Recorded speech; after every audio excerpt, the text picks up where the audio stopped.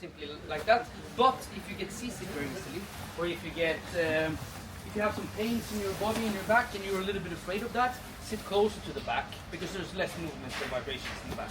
Okay. This is a safe adventure, so we're not going to do anything crazy, but it's no matter having pains on a journey like this, we want you to have fun, right? Yeah. So we can now stand up and we can go to the boat. Fjord Safari.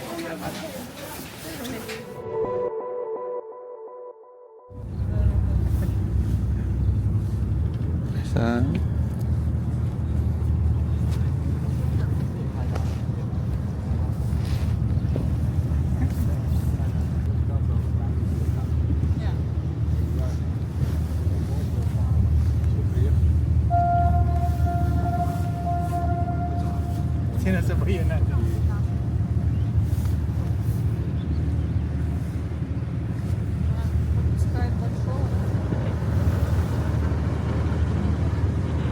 And this boat is FS8, my favorite boat. There are two reasons for that. One reason is it's a very young Volvo engine under our feet. It's a Volvo Penta engine with 300 horsepower, and it will really respond to my throttle. And that I really do enjoy.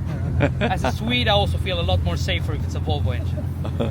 Now, second thing is that newer Scandinavian vehicles actually have coffee holders, so I can drink coffee all through this journey. Also a huge plus. We still have 3 steps we'd like you guys to follow in case you find yourself in the fjord. The first thing should be lay on your back, spread your arms out. These here will inflate automatically. You don't have to pull anything, you don't have to do anything. It will react to salted water and it will start inflating. But it takes a few seconds. Step number 2, when you're floating around in the fjord looking like this, take a moment and appreciate the beautiful view. You're never gonna get that perception again, so seize the moment.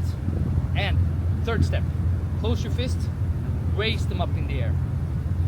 I will see the bright colors on your arms. It will be very easy for me to see in the water, and I can come pick you up, okay? Okay. Also, if you have an emergency during me driving in very high speeds, this is also our emergency signal. So if you guys feel like you have back pain, so you want me to stop the boat to check up on you, close your fist, raise them up in the air.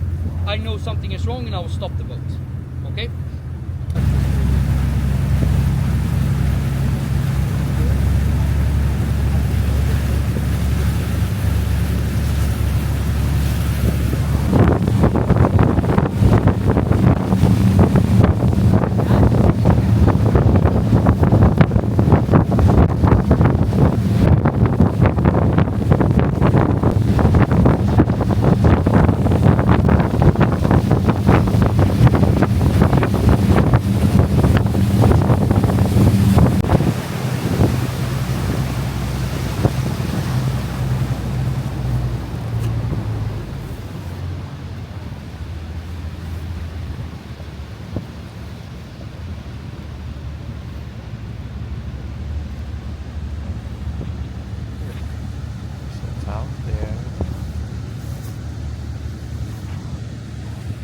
So, that was the first leg of our journey. Are you guys enjoying yourselves? Yeah. Good. So, what we see here is called Flygande Fossen, which translates to the flying waterfall. Every May, when the great snow melt comes, this will become a very powerful waterfall and it will bring a lot of objects down with it. So, we are counting on trees flying out of this waterfall at one point, sometimes rocks, sometimes even animals. In this fjord system altogether, there is 1,800 people living. This number will greatly increase in a couple of months because of all the people that come here working for the season. Now, in Ireland, we have a grocery shop, we have schools, we have a movie theater, and we also have a police station.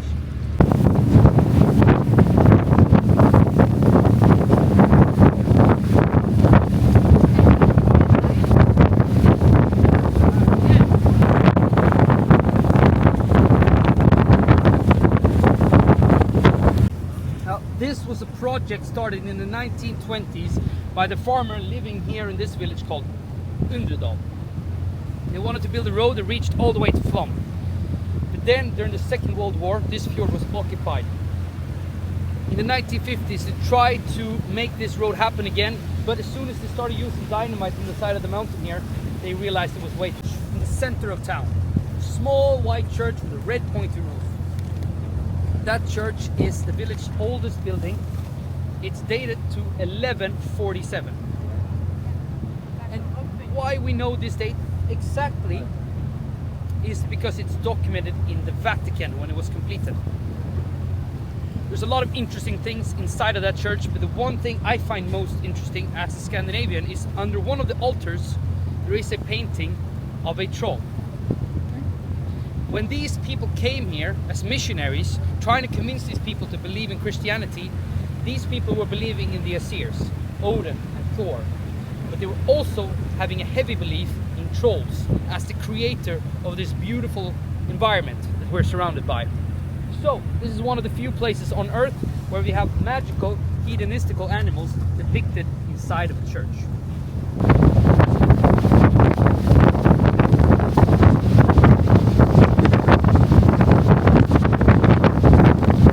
Very narrow fjord and high mountains creates a very dramatic environment, and in the UNESCO protection it's called a picture-perfect description of fjord environments. And also, we have stunning views just like this. If you look, you're seeing one of the more beautiful waterfalls that we have in this fjord, and this waterfall is called Sagfossen. Sagfossen translates to the Saw waterfall.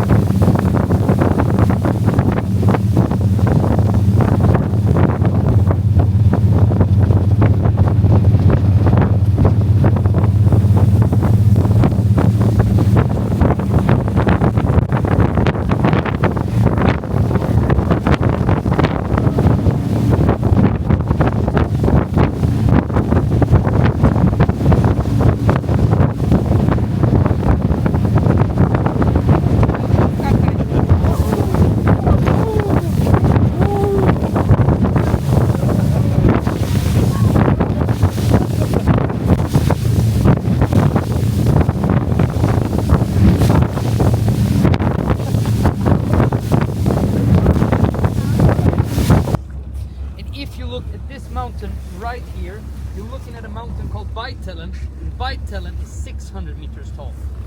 It means if we could pick this mountain up and put it right where we are now, only 50 meters of the top would stick up, the rest would be submerged underwater. That is far from the deepest point in the fjord though, because we're actually on a very small branch of something much larger, which is that direction. If you're looking in that direction, you're looking into the largest fjord in Norway called the Sognefjord. And at the middle of the Sognefjord, we have a depth of 1,390 meters. This means that we have large creature visiting us. At this time of year, if you're really lucky, you might be able to see orcas in the fjord. Oh. They will travel all the way into sea to here to feed on the other animals that live here in the fjord. So we have seals living here, we have halibuts, salmon, lange, wolfsfish and many others. And in the air, if you're lucky, you can see two types of eagles. One is called a golden eagle, and the other one is a white-tailed eagle. And before all that time, this was actually mostly flatlands. but then 2 kilometers of ice on top of that land.